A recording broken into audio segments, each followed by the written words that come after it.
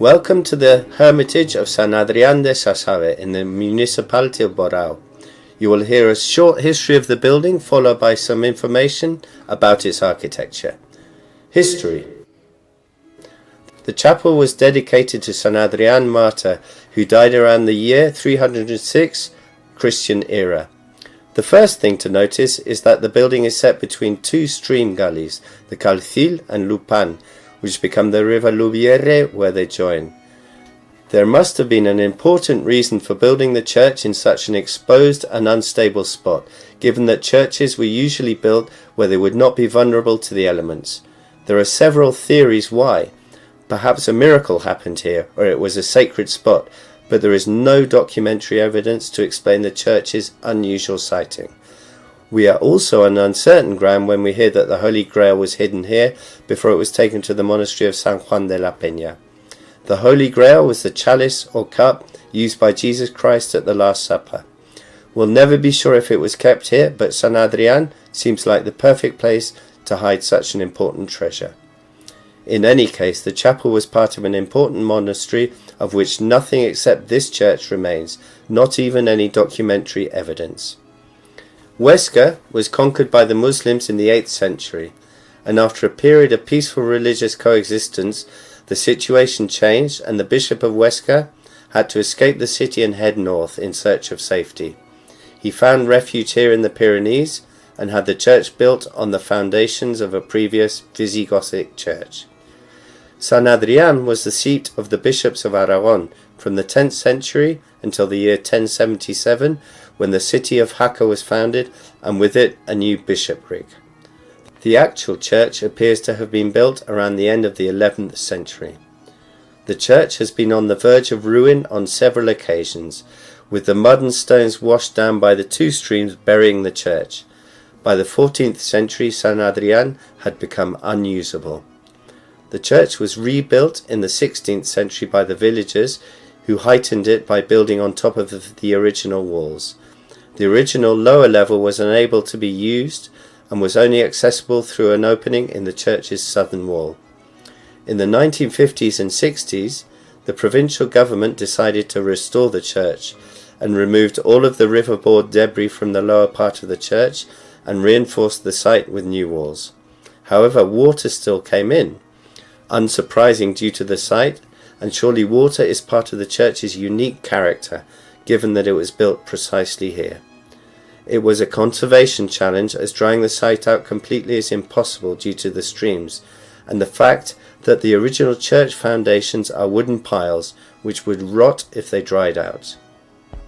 When the wooden roof collapsed in 1992, another restoration project was done, and the apse was rebuilt to its original height. Since then, the church has had several smaller conservation projects done. Description. The building combines elements of Lombard Romanesque and Jaca Romanesque styles. It has a rectangular floor plan with the altar at the east end. It is mostly built with dressed stone blocks, except for some rougher stonework, which most probably dates from the 16th century rebuild by local villagers. To continue the visit, please go round to the east end of the church, which is the other end of the building from where you have arrived. The east end is beautifully decorated with 4 vertical stone strips, dividing the apse into 3 sections. These stone strips are like pilasters, but are purely decorative with no structural function. The strips divide the apse wall into 3 distinct panels, and in each panel there is a round arched window.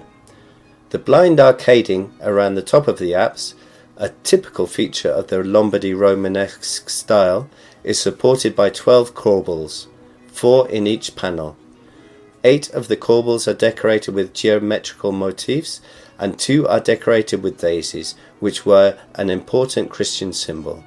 You will find daisies depicted in other churches in this area, including that of Santa Cruz de las Heros.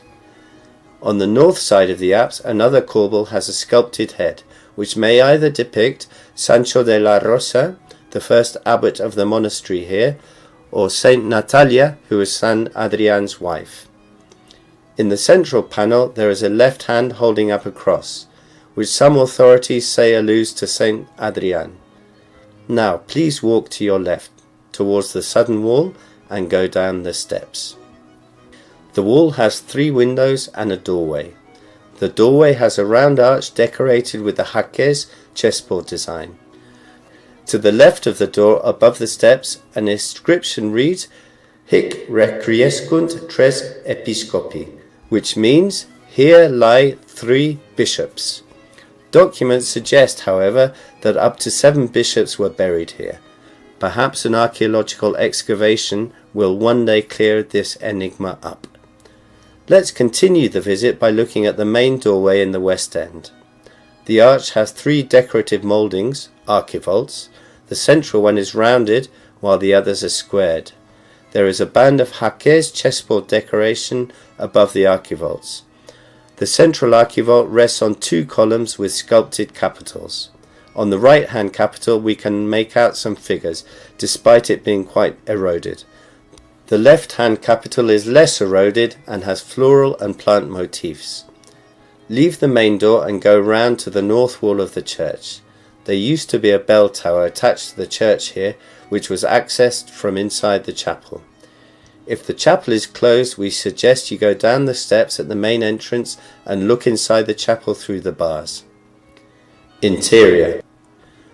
The interior of the church is austere, but listen for a moment. Can you hear the water? You'll see that it flows along channels at the base of the walls.